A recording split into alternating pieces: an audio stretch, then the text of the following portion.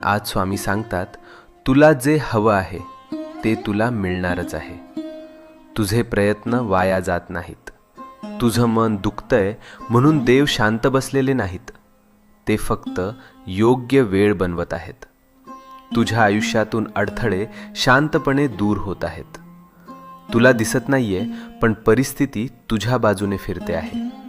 ज्याला तू डिले समजतोस ते खरं तर प्रोटेक्शन आहे. तू विचार करतोस, मीच का स्ट्रगल करतोय, हे माझ्याच आयुष्यात का होतंय? कारण स्वामी तुला तयार करत आहेत.